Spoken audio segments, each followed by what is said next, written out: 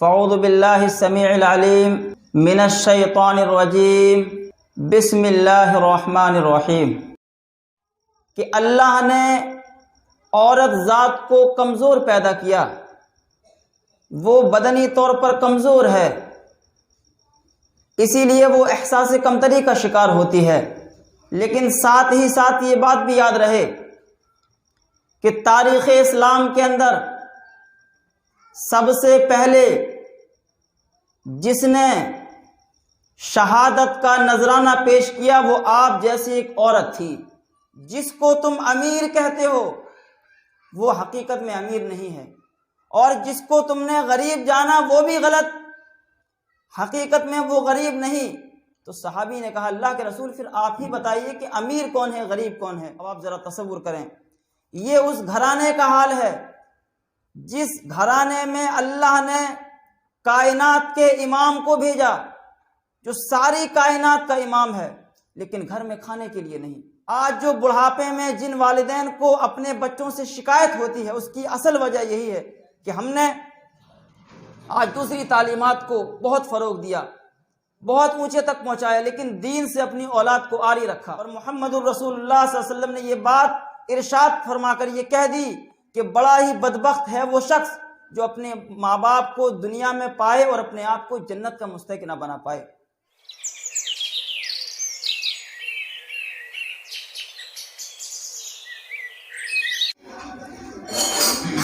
السلام علیکم ورحمۃ اللہ وبرکاتہ۔ الحمد للہ وحدہ والصلاة والسلام علی من لا نبی بعدہ، اما بعد، اعوذ باللہ من الشیطان الرجیم، بسم اللہ الرحمن الرحیم۔ قال اللہ تعالی فی القرآن المجید والفرقان الحمید، ادع الى سبیل ربک بالحکمہ والموعظۃ الحسنہ وجادلهم بالتي هي احسن، وقال النبی صلی اللہ علیہ وسلم بلغوا عنی ولو آیہ۔ سب سے پہلے ہم اللہ رب العالمین کی حمد و ثنا بیان کرتے ہیں کہ جس نے ہمیں اس بابرکت اور مبارک محفل میں اکٹھا ہونے کی اور اللہ اور اس کے رسول صلی اللہ علیہ وسلم کی باتیں کرنے اور سننے کی توفیق عطا فرمائی۔ جیسا کہ اللہ رب العالمین فرماتا ہے کہ ادعو الی سبیل ربک بالحکمہ، کہ اے نبی صلی اللہ علیہ وسلم آپ لوگوں کو اپنے رب کی طرف بلائیں، آپ اس کے راستے کی طرف بلائیں، بالحکمہ حکمت کے ذریعے، والموعظۃ الحسنہ اور پیاری پیاری نصیحتوں اور پیاری پیاری باتوں کے ذریعے لوگوں کو اپنے رب کی طرف بلائیں۔ لہٰذا اسی پیغام کو مد نظر رکھتے ہوئے الاسلام فاؤنڈیشن کی جانب سے یہ پروگرام خواتین کی اصلاح اور بیداری کے لیے ہر اتوار کو اٹاوہ کے مختلف محلوں اور مساجد میں منعقد کیا جاتا ہے، اور الحمدللہ خوشی کی بات ہے کہ آج یہ پروگرام جو آپ کے گھر میں منعقد کیا گیا ہے یہ اس بار کا 19واں پروگرام ہے۔ اللہ رب العالمین اللہ رب العالمین اس پروگرام میں شریک ہونے والوں اور اس کے علاوہ اس میں محنت کرنے والے تمام لوگوں کی مغفرت فرمائے، اور اس پروگرام کو کامیابی سے اور کامرانی سے ہمکنار فرمائے۔ بلا کسی تاخیر کے ہم اس پروگرام کا آغاز کرتے ہیں، اور اس پروگرام کے ہماری پہلی کڑی اور پہلے خطیب میری مراد جناب مولانا اشرف صاحب سلفی اٹاوی حفظہ اللہ ہیں۔ میں آپ سے مؤدباً التماس کرتا ہوں کہ آپ اپنے مدلل اور مبرہن خطاب کے ذریعے ہم سامعات اور سامعین کو مستفید فرمائیں۔ جناب مولانا اشرف صاحب سلفی اٹاوی حفظہ اللہ۔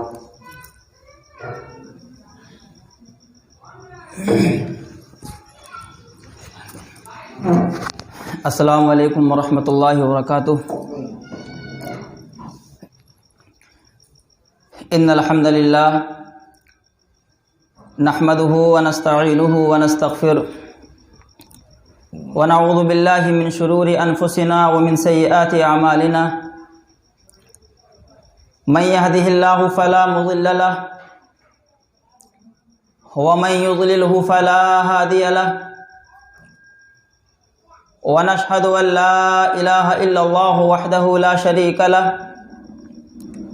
ونشهد ان محمدا عبده ورسوله، اما بعد فاعوذ باللہ السمیع العلیم من الشیطان الرجیم بسم اللہ الرحمن الرحیم یوم یفر المرء من اخیہ وامہ وابیہ وصاحبتہ وبنیہ لکل امرئ منہم یومئذ شأن یغنیہ۔ معزز خواتین و حضرات، سب سے پہلے ہم تمام لوگ اللہ رب العالمین کا شکریہ اور اس کا احسان بجا لاتے ہیں۔ ہر قسم کی حمد و ثنا، کبریائی اور بڑائی اس اللہ رب العالمین کے لیے ہوں جو ہمارا خالق اور مالک ہے، اور بیش بہار رحمتیں، درود و سلام نازل ہوں اس ہستی اقدس و مقدس پر، اس پیارے نبی پر، اللہ کے اس چاہتے رسول پر جو تمام نبیوں کا سردار، جس کے آنے کے بعد اللہ نے اسلام دین کو مکمل کر دیا۔ لاکھوں کروڑوں درود و سلام نازل ہوں محمد الرسول اللہ صلی اللہ علیہ وسلم پر، اللہم صلی علیہ وبارک وسلم۔ معزز خواتین، اس اجتماع کے شروع کرنے سے پہلے یا اپنی بات کو اور آگے بڑھانے سے پہلے میں آپ کے علم کے لیے، آپ کی جانکاری کے لیے اس بات کا اظہار کیے دیتا ہوں کہ مجھے نہیں پتہ کہ اس مجلس میں اور اس اجتماع میں کون سی ہماری بہن، کون سی مائیں کس ارادے سے آئی ہیں، ان کے دل میں اللہ اور اس کے رسول کی کتنی محبت ہے مجھے نہیں پتہ، لیکن ہاں میں اس بات کا اظہار کیے دیتا ہوں کہ معزز خواتین، آپ اس اجتماع میں شریک ہو کر اس اجتماع میں ہونے والی گفتگو کو بڑی توجہ سے سنیں اور کوشش کریں اس پر عمل کرنے کی، کیونکہ لوگ یہ کہتے ہیں کہ اللہ نے عورت ذات کو کمزور پیدا کیا، وہ بدنی طور پر کمزور ہے، اسی لیے وہ احساس کمتری کا شکار ہوتی ہے۔ لیکن ساتھ ہی ساتھ یہ بات بھی یاد رہے کہ تاریخ اسلام کے اندر سب سے پہلے جس نے شہادت کا نذرانہ پیش کیا وہ آپ جیسی ایک عورت تھی۔ آپ تو جوان ہیں، آپ کی عمریں 30، 35، 40 سال کی ہیں۔ آپ اسلام کی تاریخ کو اٹھائیے، اسلام میں قربانیاں دینے والی ان عورتوں کی تاریخ کو پڑھیے۔ 80 سال کی بوڑھی عورت جس نے اسلام کی آبرو کے لیے، اللہ کی رضا کے لیے، دین اسلام کے علم کو بلند کرنے کے لیے شہادت کا جام پی کر دنیا میں تمام مومنہ اور مسلمہ عورتوں کو اس بات کی گواہی، اس بات کا علم دے دیا کہ اے لوگو، تم اپنے آپ کو دینی معاملات میں کمزور نہ محسوس کرو۔ اللہ نے جہاں مردوں سے بہت سارے بڑے بڑے کام لیے ہیں، عورتوں نے بڑے کام کیے ہیں۔ سمیہ رضی اللہ عنہا یہ وہ عورت ہیں کہ جنہوں نے اسلام کے اندر سب سے پہلے شہادت کا نذرانہ پیش کیا۔ اسلام میں سب سے پہلے شہید ہونے والی ایک عورت تھی۔ اس لیے معزز خواتین، میں آپ کے سامنے جن باتوں کو رکھوں، آپ ان کو بڑی توجہ کے ساتھ اس کو اپنا سمجھ کر رب کی رضا کے لیے اپنے وقت کو ضائع نہ کر کے اپنے وقت کی اہمیت کو سمجھ کر اس پر عمل کرنے کی کوشش کریں، اور آپ اس بات کا بھی اپنے اندر احساس رکھیں کہ ہم یہاں آئے ہیں، شاید اللہ رب العالمین ہمارے یہاں آنے کو قبول فرما لے۔ اللہ سے دعا ہے کہ الہ العالمین تو ہمارے یہاں بیٹھنے کو اور جو باتیں بیان کی جائیں اس پر عمل کرنے کو اے اللہ تو ہماری بخشش کا ذریعہ بنا دے۔ معزز خواتین، آپ جانتی ہیں یہ اجتماعات، یہ چھوٹے چھوٹے جلسے اس لیے منعقد کیے جاتے ہیں تاکہ ہم اور آپ جو اور دوسرے لوگوں کے ساتھ اٹھ کر بیٹھ کر دینی حرارت سے دور ہو جاتے ہیں، دین کی باتوں سے غافل ہو جاتے ہیں، اللہ کے ذکر کو بھول جاتے ہیں، ہم یہ بھول جاتے ہیں کہ اللہ نے ہمیں دنیا کے اندر عملی کام کرنے کے لیے پیدا کیا۔ الذی خلق الموت والحیات لیبلوکم، اللہ کہتا ہے کہ اے مومنہ عورتوں اور مردوں، دنیا میں ہم نے موت و زندگی کو اس لیے پیدا کیا تاکہ ہم دیکھیں کہ کون عورت نیک عمل کرنے والی ہے اور کون نیک عمل سے بہک جانے والی ہے، کون ہے جو اللہ کی رضا کے لیے، رب کی خوشنودی کے لیے، بخشش کے لیے، جنت کے لیے اپنے کام کو آگے بڑھاتی ہے۔ اور معزز خواتین، یہ بات بھی آپ کے ذہن میں رہے کہ ہر وہ عورت، ہر وہ اللہ کی بندی جس کے سینے میں محمد الرسول اللہ صلی اللہ علیہ وسلم کی محبت ہے، جس کے اندر نیک کام کرنے کا جذبہ ہے، اس طریقے کے اجتماعات، صدقات، روزہ و نماز، حج و زکوٰۃ جیسے کاموں کو کرنے کی تڑپ اور لگن ہے، وہ غریب نہیں، مالدار ہے، غنی ہے، دولت مند ہے۔ اور دولت کا، مالداری کا معنی ہر دور میں بدلتا رہا ہے۔ محمد الرسول اللہ صلی اللہ علیہ وسلم نے بھی اپنے ساتھیوں سے پوچھا تھا کہ اے ساتھیوں بتاؤ، فقیر کون ہے، قلاش کون ہے اور امیر کون ہے؟ تم کسے امیر مانتے ہو، کسے غریب مانتے ہو؟ تو کسی صحابی نے کہا تھا اللہ کے رسول، یہ اتنا آسان سا سوال، اس میں کون سی پیچیدگی ہے؟ ارے کون نہیں جانتا کہ امیر کون ہے، غریب کون ہے؟ کسے امیر کہتے ہیں، کسے غریب کہتے ہیں، کون سا مشکل سوال ہے؟ تو محمد الرسول اللہ صلی اللہ علیہ وسلم نے کہا تھا صحابی بتاؤ ذرا امیر کون ہے، غریب کون ہے؟ تو جواب دینے والے نے کہا کہ اللہ کے رسول، ہمارے نزدیک، ہمارے علم کے مطابق، ہمارے حساب سے امیر وہی کہ پہننے کے لیے جس کے پاس عمدہ قسم کے لباس ہوں، کپڑے ہوں، رہنے کے لیے اچھا مکان ہو، کھانے کے لیے عمدہ قسم کی غذائیں ہوں، میوے ہوں، پکوان ہو، جب وہ کسی کی سفارش لے کر جائے تو اس کی سفارش رد نہ کی جائے۔ ان شفع ان یشفع، یعنی کہ جب وہ کسی کی سفارش کرے تو اس کی سفارش رد نہ کی جائے۔ ان خطب ان ینکح، جب وہ کسی کے گھر رشتہ بھیجے تو لوگ اس کے رشتے کو ترک نہ کر سکیں، رد نہ کر سکیں، ٹھکرا نہ سکیں، وہ مالدار ہے۔ جب راستے سے نکلے تو لوگ سلام کریں، لوگ واہوائی کریں، لوگ کہیں کہ یہ بڑا آدمی ہے۔ کیوں بڑا آدمی ہے؟ اس کے پاس گاڑی ہے، مکان ہے، دکانیں ہیں، کارخانے ہیں، مشینیں ہیں، دولت والا بڑا آدمی ہے۔ پھر آپ نے ارشاد فرمایا غریب کا، اللہ کے رسول غریب وہی کہ جو ایمانداری سے دنیا میں زندگی گزار رہا ہو، خواہ اس کے پاس پہننے کے لیے اچھا لباس نہ ہو، کھانے کے لیے عمدہ قسم کا پکوان نہ ہو، رہنے کے لیے مکان نہ ہو، بس وہ زندگی گزار کر آئے، ہمارے لیے وہی غریب ہے۔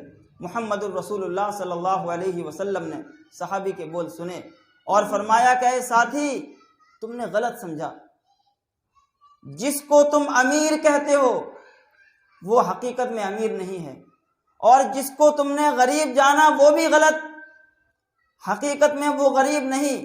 تو صحابی نے کہا اللہ کے رسول پھر آپ ہی بتائیے کہ امیر کون ہے، غریب کون ہے؟ محمد الرسول اللہ صلی اللہ علیہ وسلم نے صحابیوں کو جواب دیتے ہوئے، اور بھی صحابی موجود تھے، فرمایا کہ لوگوں یاد رکھو، غریب وہ ہے کہ جب قیامت کے دن آئے گا تو نامہ اعمال میں ایک بھی نیکی نہ ہوں گی، اور قیامت کے دن نیکیوں کے لیے وہ در در بھٹک رہا ہوگا، دوڑ رہا ہوگا، اور عالم یہ ہوگا کہ یوم لا ينفع مال ولا بنون، جس مال کو جمع کرنے کے لیے اپنے ماں باپ سے لڑتا رہا، بھائیوں سے قطع تعلقی کرتا رہا، لوگوں کو آپس میں لڑاتا رہا، غلط فہمیاں پیدا کرتا رہا، جس دولت کے لیے اس نے ماں باپ کو گھر سے بے دخل کر دیا، بھائی کو قتل کر ڈالا، رشتہ داروں پڑوسیوں سے قطع تعلقی اختیار کر دی، وہ مال بھی آج کام نہ آئے گا۔ ولا بنون، اور جس اولاد کے لیے اس نے مال کو اکٹھا کیا کہ ہماری اولاد آرام کرے گی، آج وہ اولاد بھی کام نہ آئے گی۔ فقیر وہ ہے کہ کل قیامت کے دن جو نیکیوں کے لیے بھٹک رہا ہو، اس کے نامہ اعمال میں نیکیاں نہ ہوں۔ اور اللہ کے رسول صلی اللہ علیہ وسلم نے جب یہ بات بیان فرمائی تو آپ قرآن کریم کی اس آیت کو بھی اٹھائیے کہ قیامت کا دن ایسا ہوگا کہ جب انسان نیکیوں کے لیے بھاگ رہا ہوگا اور اللہ نے نیکیوں کے لیے بھاگنے کے بعد جس شخص کے پاس جانے کا تذکرہ فرمایا وہ ماں باپ ہوں گے۔ بچہ باپ کے پاس جائے گا، ماں کے پاس جائے گا، لیکن ماں باپ بھی کام نہ آئیں گے۔ وہ ماں جو اپنے بچوں کے لیے راتوں کو جاگا کرتی تھی، بچے کے پیر میں کانٹا چبھتا، تکلیف ہوتی، ماں اپنے دل میں اس کا درد محسوس کرتی تھی۔ اللہ کے رسول نے فرمایا قیامت کے دن وہ ماں بھی کام نہ آئے گی۔ جو ماں دنیا میں اپنے بیٹے کے لیے ہر پریشانی مشکلات کو لڑنے کے لیے کھڑی ہو جاتی تھی، وہ ماں بھی کام نہ آئے گی۔ اس وقت انسان نامہ اعمال کے لیے بھاگے گا۔ جس کے نامہ اعمال میں کوئی نیکیاں نہ ہوگی وہ غریب ہے، وہ فقیر ہے، اصل میں وہ قلاش ہے۔ دنیا کیا ہے؟ دنیا تو گزر ہی جائے گی۔ پھر اللہ کے رسول صلی اللہ علیہ وسلم نے ارشاد فرمایا کہ لوگوں اپنے ماں کی قدر کرو۔ جو ماں تمہیں دنیا کے اندر 9 ماہ اپنے پیٹ میں رکھتی ہے، اور پیٹ میں رکھنے کے بعد بڑھاپے میں اپنے سہارے کی تم سے امید رکھتی ہے، اور جس ماں کو تم بڑھاپے کا سہارا نہ دے کے دھتکار کے بھگا کے نظر انداز کر دیتے ہو، کل قیامت کے دن اللہ فرماتا ہے کہ ایسا شخص بدبخت ہے جو اپنے ماں باپ جیسے انمول درخت کو پائے اور اس کی چھاؤں میں نہ بیٹھ پائے۔ اس سے زیادہ بدبخت، اس سے زیادہ ذلیل کوئی نہیں ہو سکتا جو اپنے ماں باپ کو پائے اور اپنے آپ کو جنت کا مستحق نہ بنا پائے۔ تو اللہ تعالیٰ نے کہا کہ وَأُمِّهِ وَأَبِي وَصَاحِبَتِهِ وَبَنِيهِ، ایک بچہ، ایک لڑکا جس کے نامہ اعمال میں نیکیوں کی کمی ہوگی، وہ دوڑتا ہوا ماں کے پاس جائے گا اور کہے گا اماں ہمارے نامہ اعمال میں کچھ نیکیاں باقی ہیں، کمی ہیں، تو کچھ نیکیوں کو دے دے تاکہ ہم اس آگ سے بچ جائیں جس آگ کا عالم یہ ہے کہ اس کا ہلکا سا عذاب یہ ہے کہ ایک شخص کو آگ کی جوتی پہنائی جائیں گی، اس کا دماغ شعلے مار رہا ہوگا، آگ نکل رہی ہوگی، ہلکا سا عذاب یہ ہے جہنم کا، قیامت کا۔ تو ماں کہے گی کہ جاؤ جاؤ، آج مجھے خود نہیں پتا میرے ساتھ کیا ہوگا، ہم تمہاری مدد نہیں کر سکتے۔ باپ کے پاس جائے گا، باپ بھی چٹکار دے گا، بیوی کے پاس جائے گا۔ اللہ نے ماں کا، بیوی کا، بھائیوں کا تذکرہ اس لیے فرمایا کہ یہ اپنے ہیں۔ دنیا کے اندر جب انسان کو تکلیف ہوتی ہے اپنوں کے پاس جاتا ہے، بیوی سہارا بنے گی، بیوی نہیں تو ماں سہارا بنے گی، ماں نہیں تو بھائی سہارا بنے گا، لیکن قیامت کے دن کوئی سہارا نہ بنے گا۔ ہر انسان کو اپنی اپنی پڑی ہوگی۔ ماں سوچے گی کہ بیٹے کے نامہ اعمال سے جتنی نیکیوں کی ہماری کمی پڑ رہی ہے، ہماری کمی پورتی ہو جائے، جنت میں ہم داخل ہو جائیں۔ بیٹا ماں سے کہے گا ماں تو ہمیں کچھ نیکی دے دے، ہم جنت میں داخل ہو جائیں۔ نفسی نفسی کا عالم ہوگا۔ اللہ کے رسول نے فرمایا لوگوں یاد رکھو، اصل حقیقت میں غریب تو وہ ہے جو دنیا قیامت کے دن آئے گا، نامہ اعمال میں کوئی بھی نیکی نہ ہوں گی، اور امیر وہ ہے کہ جس نے دنیا کے اندر زندگی گزاری ہوگی، پھٹے ہوئے کپڑے، کھانے کو کوئی اچھا قسم کا پکوان نہیں، رہنے کے لیے کوئی مکان نہیں، لیکن اس نے ایمانداری کے ساتھ زندگی گزاری ہوگی، اور کل قیامت کے دن آئے گا تو اس کے نامہ اعمال کی نیکیوں کی فراوانی کا عالم یہ ہوگا کہ اللہ رب العالمین اس کو جنت میں جانے کا پرواہ نہ دے گا، اور اس کا معاملہ یہ ہوگا کہ وہ دنیا میں جب رہا کرتا تھا تو زمین پر، عرش پر، فرش پر بیٹھ کر اللہ سے دعا کرتا تھا تو عرش والا اس کی دعا کو قبول کر لیتا تھا۔ یعنی دنیا کے اندر جس نے ایمانداری کے ساتھ زندگی گزاری ہوگی، نیک اعمال کیے ہوں گے، وہ حقیقت میں مالدار ہے۔ اور غریب کون ہے؟ جس نے دنیا میں جس طرح چاہا زندگی گزاری، مال دولت کو بٹورا، اور کل قیامت کے دن جب پہنچا تو پتہ چلا نامہ اعمال میں کوئی بھی نیکی نہیں۔ اللہ کے رسول نے فرمایا کہ لوگوں، اصل کامیاب وہ ہے جو قیامت کے دن کامیاب ہو گیا، اصل فقیر قلاش وہ ہے جو قیامت کے دن ناکام ہو گیا۔ اور پھر اللہ رب العالمین نے محمد الرسول اللہ صلی اللہ علیہ وسلم کو مخاطب کر کے فرمایا، آج ہم یہ سمجھتے ہیں کہ شاید امیر وہی ہے جس کے ایک نہیں دو مکان ہو، رہنے کے لیے عیش و عشرت ہو، جو ہر طرف ہاتھ مار کر پیسہ بٹور لیتا ہو، جس کی انکم بے شمار ہو، لوگ نہ پوچھتے ہوں کہ حاجی صاحب آپ کہاں سے لائے، چودھری صاحب آپ کہاں سے لائے، بس پیسہ آئے جہاں سے آئے۔ لیکن جس نے ایمانداری کے ساتھ مخلص بن کر اللہ کی رضا کے لیے زندگی گزاری ہوگی، اصل کامیاب وہ ہوگا۔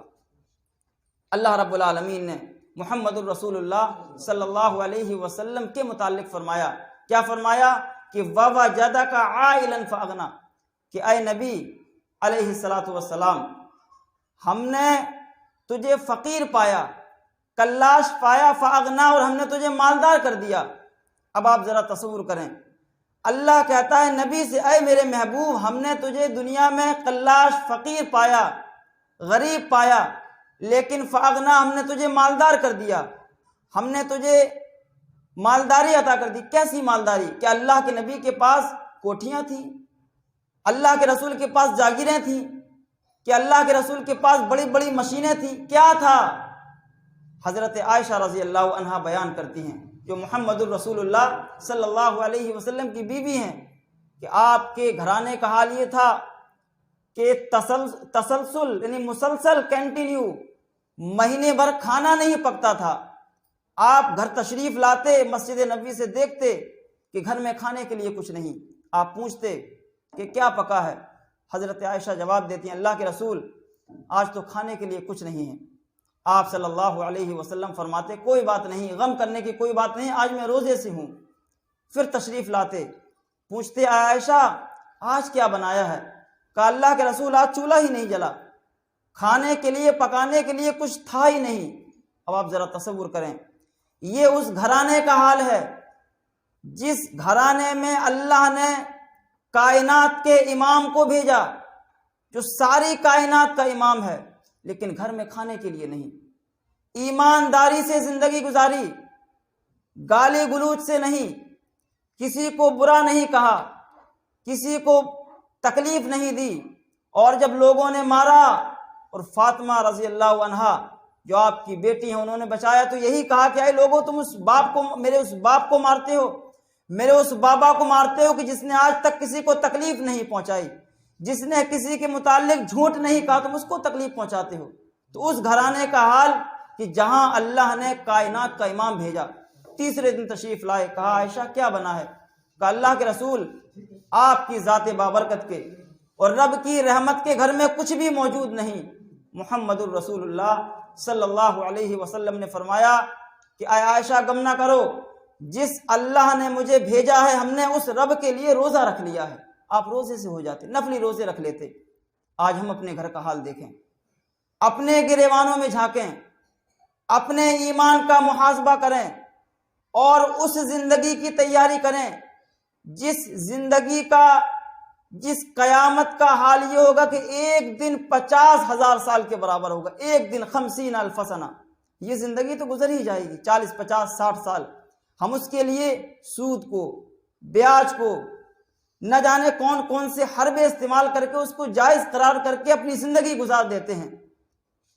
مومن کا عقیدہ یہ ہونا چاہیے کہ رب نے اور رب کے رسول محمد الرسول اللہ صلی اللہ علیہ وسلم نے اپنے ماننے والوں کو جس چیز سے روک دیا، انسان رک جائے۔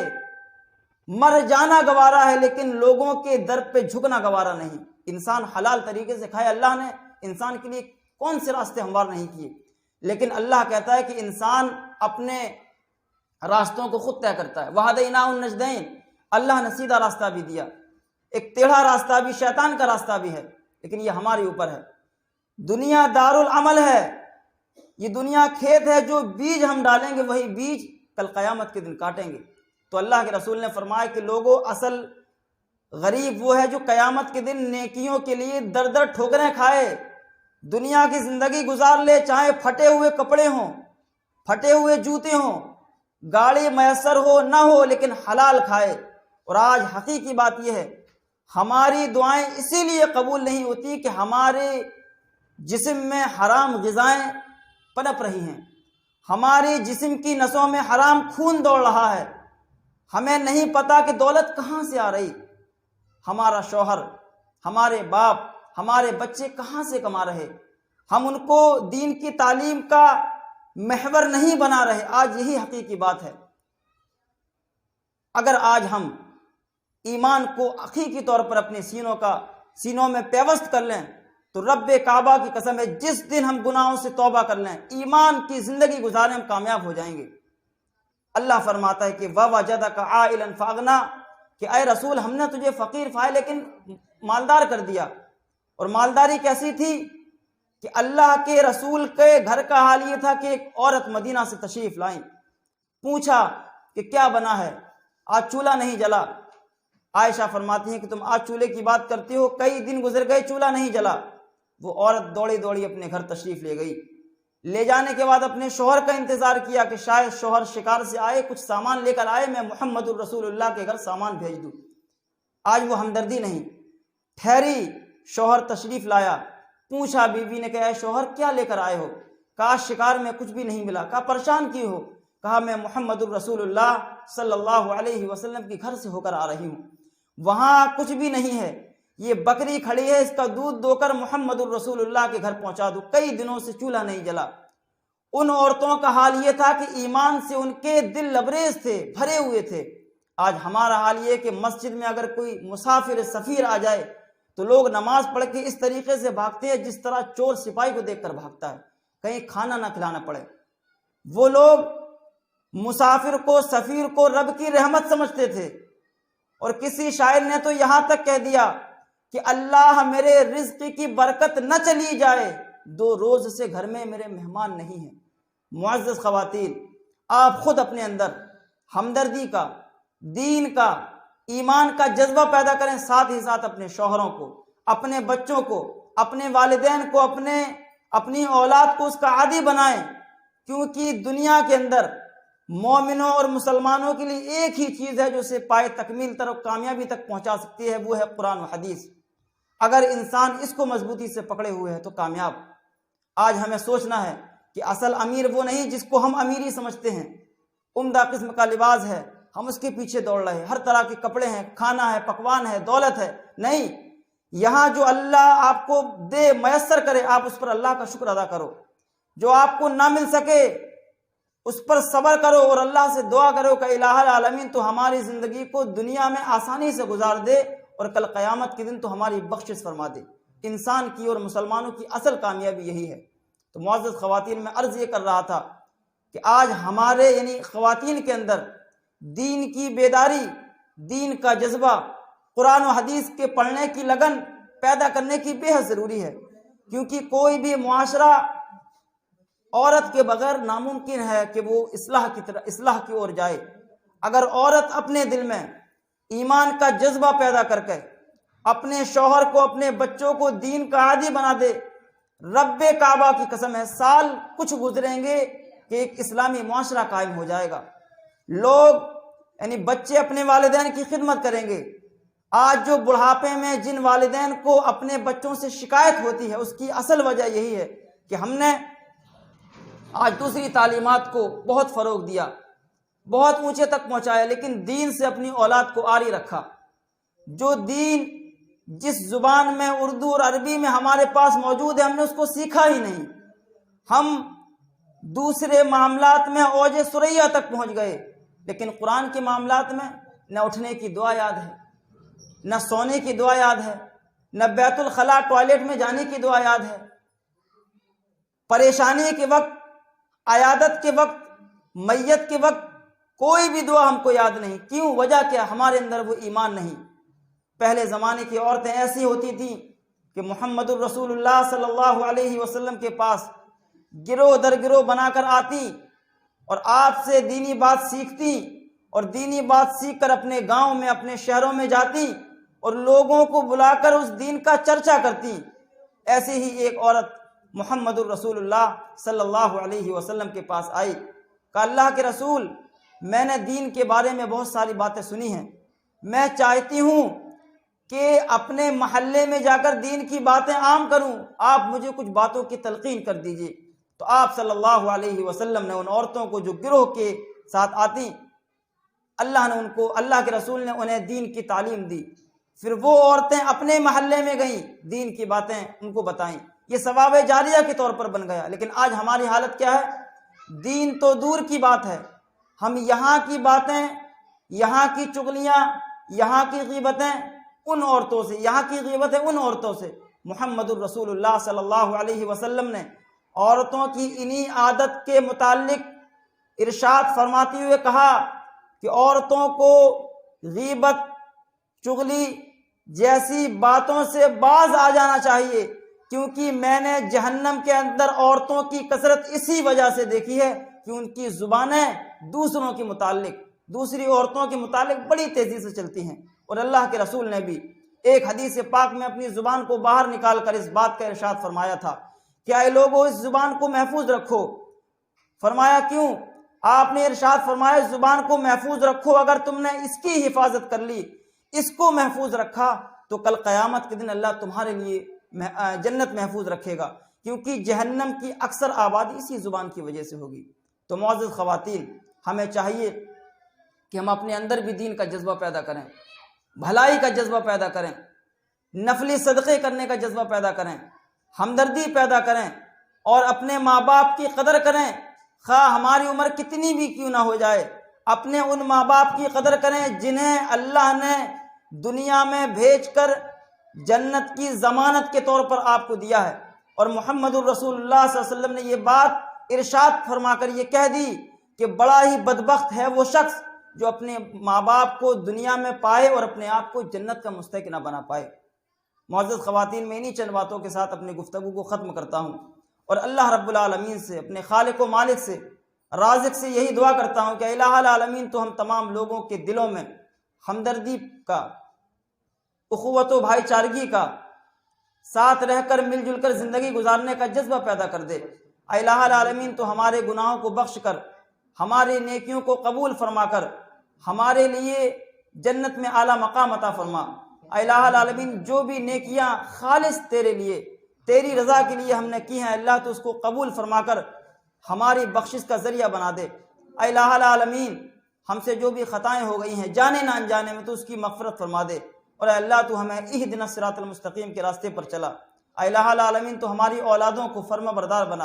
اے اللہ جن کے شوہر ان سے ناراض ہیں، اللہ ان کی ناراضگی کو دور کر کر الفت و محبت کے ساتھ تادم حیات انہیں زندگی گزارنے کی توفیق عطا فرما. لا الہ الا انت سبحانک انی کنت من الظالمین. ربنا آتنا فی الدنیا حسنہ وفی الآخرۃ حسنہ وقنا عذاب النار. آمین. تقبل یا رب العالمین. دین اسلام کا پیغام دوسروں تک پہنچانے میں الاسلام فاؤنڈیشن یعنی AIF ٹرسٹ کی مدد کریں. پے ٹی ایم یا گوگل پے کے لیے ہمارے نمبر پر ٹرانسفر کریں.